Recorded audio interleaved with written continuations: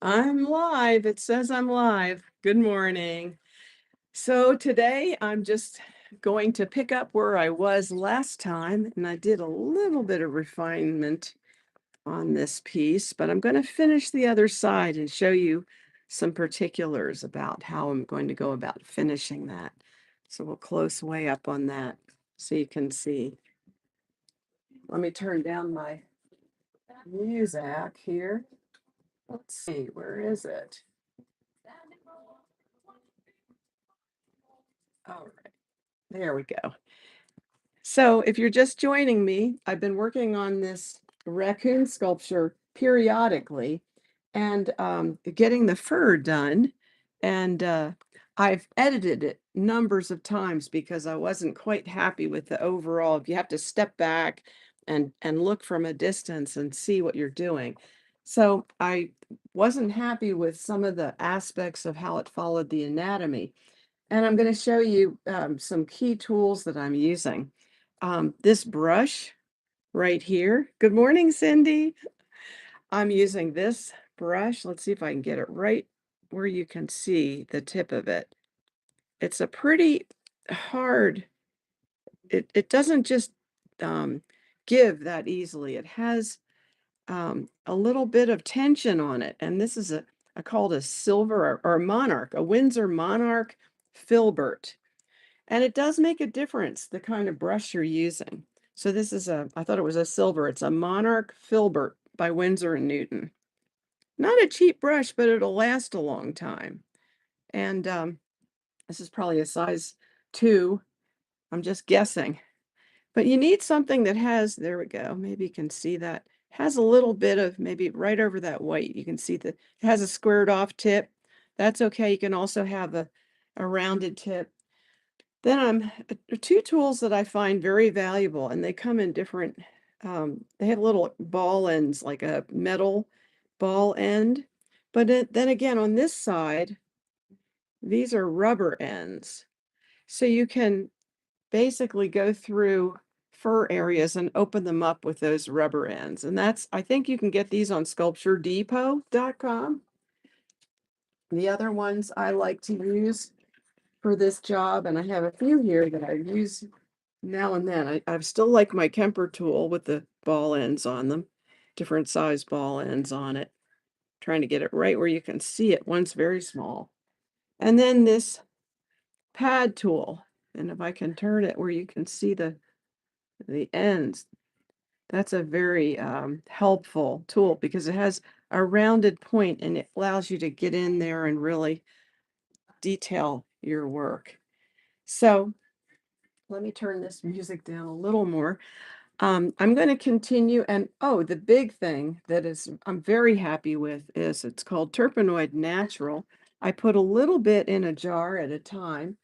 This is the bottle, and it's a non-toxic solvent, but a very mild, like a brush cleaner. But that's what I use on my brush. But more importantly, you're going to see what I do. I'm going to dip it in there. Let's see if I can have it where you can see it. Okay, I'm dipping it in there. And then I pull off any excess clay on it before I go in there and work on what I've already started. One of the things that may happen to you as you're sculpting, you think you're done and you stand back and you take a look and you're like, oh, it's not following the contour of the anatomy that you wanted. That's one of the perils of working close up.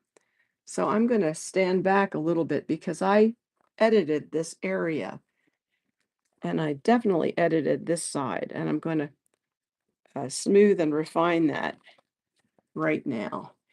And it's important to me how accurate looking this fur is. It's easy to make lines, but if you really want to get into your sculpture and try to do the fur in a way that makes clay feel like fur, that's a good challenge to have. It's hard. It's not an easy job. And like even with this raccoon, and I brought up this picture. Let's see if I can show you this. The fur on the raccoon is like this. I've been calling it a giant fuzzball. It really is. but you still have to create some degree of organization to it. So, like this looks a little bit too banded right here. That's actually the way I've been playing the video and the flow of the fur goes. And I will smooth out some of those parts. So I'll start to do that a little bit right now so that you can see it's not going to be as strongly banded. Horizontal bands is what I'm referring to. Let me get that where I can really see it. I tend to use another light when I'm really working because um, it balances over the top, but when I use that light while I'm trying to show you, it'll blow out my detail. As a matter of fact, I'm going to turn that light down just a bit more so you can get the sense of what I'm doing. So you may have seen that when I started to do that, it left a lot of clay crumbs. So what I'm going to do is just grab the smaller ball tool and just very carefully try to clean up those clay crumbs like that before I use the brush on it. It's not, Cindy's agreeing, it's not easy to get the fur right because as you're trying to do the fur, you're trying to do two things. You're trying to keep the anatomy of the animal somewhat believable, and at the same time, you're trying to portray the length of the fur. And what you start to realize, and you'll see what I'm doing, it's an outward looking shape, not an inward looking shape that makes the fur. So you go, well, how do you make an outward looking shape and not crush it down, not press it down too hard? And that is a good trick to know how to do. So I'm just going to do some shapes here. I'm going to try to get this really brought down because we don't want that heavy looking banding. That was just to get us organized, but now we have to cut through that.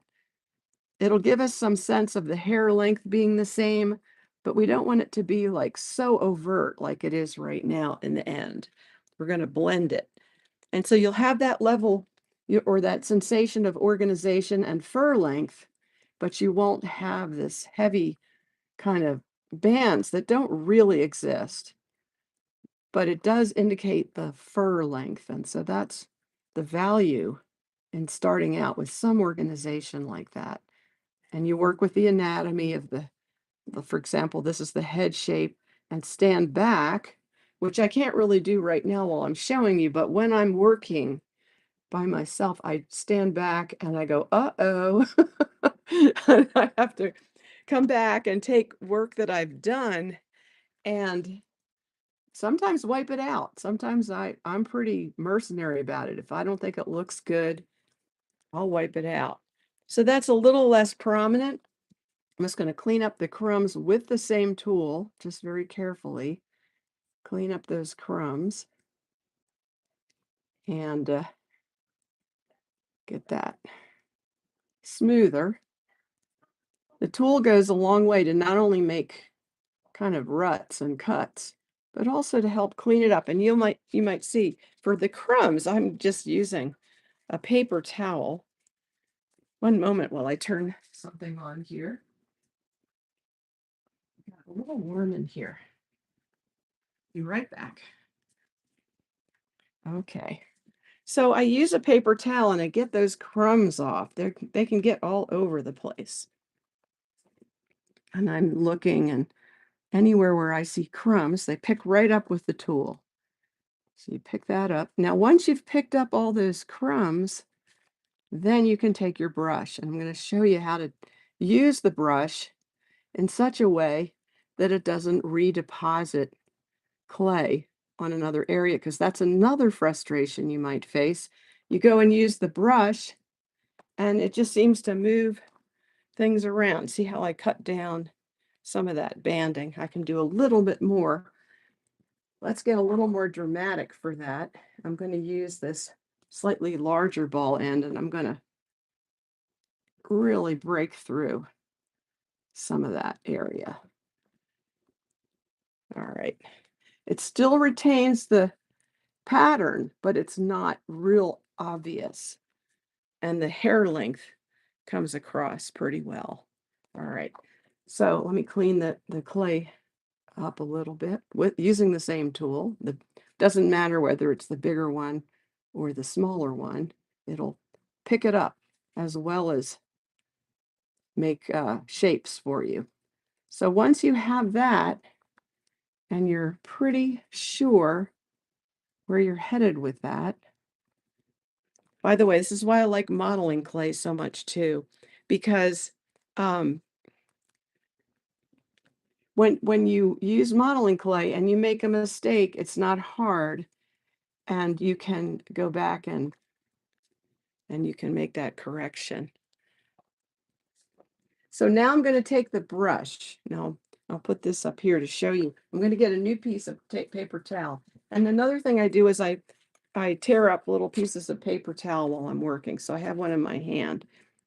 And I get that brush really cleaned off. Like I go like this. Let me show you. This really takes off the clay. You push the brush down or against the side like that, or you could do it like that. Get that clay off.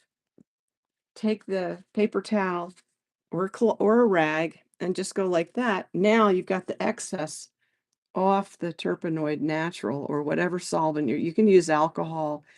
This tends to work out really well and it's non-toxic and it doesn't seem to ruin the clay. If you use some harder solvents, some people use like kerosene with clay, with modeling clay, but it can really ruin the clay. It can dissolve it right in place, and you don't want that. This tends to dry out a little bit, and when it does, the clay surface seems to go back to normal. So I like this a lot. And see, it just smooths it out. And then again, now I've got clay all over my brush. So I just roll it, sometimes roll it against the side. Let me see if you can see what I'm doing. Whoop. I'm rolling it against the side, pushing it. And as I do that, the clay comes off. Then I blot it really well. And I go back. If you can see that pretty well. Let me put it over here so I don't spill it. And I just very softly, only a few times, because as soon as you start to see it pick up clay and put it in the wrong spot, you want to immediately clean it off again. And as soon as your paper towel gets saturated, get another little piece. And you might see I have some work on the ears right here. Let's see if you can see that. Yeah, there's this little pocket that is inside the ear of an animal. Still kind of working that out. There we go. It's so great to be able to stop a video and look at the close-up. Let me just see if I can push this along. This video I have up here right now. And you take a look at your video and stop the action right where you think you might have some information. I wanted to stop that right on the top of the head. I didn't get that fast. But where you can see those shapes are in there, that's kind of hard for you to see from there. But if you fire up these videos of the raccoons, you can see that these shapes of how the hair falls, they're there. It's just not as prominent as what I'm showing right now. And that's why I have to keep working it out till it makes sense. And Cindy, please ask me any question in the comments at the end, because it's really hard for me to see from here all the words of the question. So I'm happy to answer in full. Anyone who has a question when we're finished here, I would love to answer you in the comments. See, I might break through one of those, looks like rows of raised areas. Just break through it. And then once you break through it, when your brush goes over it, and I'll do the brush again, it makes it look like a raised area. And that's your trick. That's the big magic trick of this whole thing. You're cutting in, but when your brush goes over, it creates raised areas that are so effective. And that's a little bit too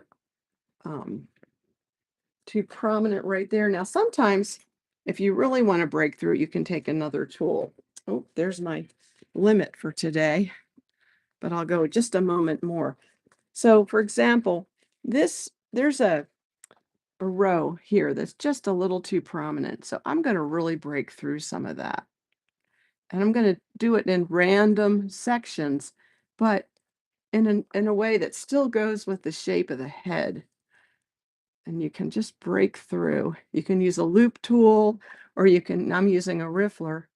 And then to clean up, once again, to clean up those crumbs, I'm going to use my little ball tool. Cleans them up really nicely and keeps that shape that I just made. And that's what I want it to do. The ball tool is very valuable. I'm not so much sure about the rubber end. Some people might really like that. I know a sculptor who really likes that to make fur, but I prefer the method that allows me to really articulate the fur. And so it's getting lower. We're lowering it a little bit. It's still a little bit too high right there. So I'll take that down. And it just takes sometimes reworking. So you go, "Oh, I have to do this again." That's the way the process works. It's not usually boom, boom, and you're done. You want to take a look at it, step back from it. So you can see I'm starting to bring that down. And then again, I'm going to take my brush and not overdo it, just enough. As soon as you start to see clay moving in places you don't want it, clean your brush right away. Just be really um, very vigilant with how you do it. Like right now, it's not working anymore. Get more material, more solvent. Okay, so I'll continue to finish that. I've gotten a lot of progress on it if you look at the video from last week. And so hopefully we'll make a lot of progress and get together on Monday. I've got to work on this side face too. I've got the cuts one way, but actually they go another way. And just to show you a picture real quickly, see how that cuts through the side? So there's a whole dynamic going on there that isn't quite right yet that I want to achieve. But I know I'm taking a lot of time on this, but I want to do it that way so I can show you what happens. One thing to make the maquette or quick model. It's another thing to show you what you're up against once you get into the detail. I'm also going to cut these hands off and do them in detail and then put them back on. And maybe even when I make the mold on this, I'll take those hands off again and do them separately or paws. They look like hands on a raccoon. So I will see you on um, Monday, and I'll be Wednesday and Friday as well. And Cindy, please write your question in the comments, and it'd be great for me to be able to answer you in full and let other people see the answer to the question too in the comments. So I'll see you. Thank you for coming on. I'll see you on Monday of next week. Take care. Bye-bye.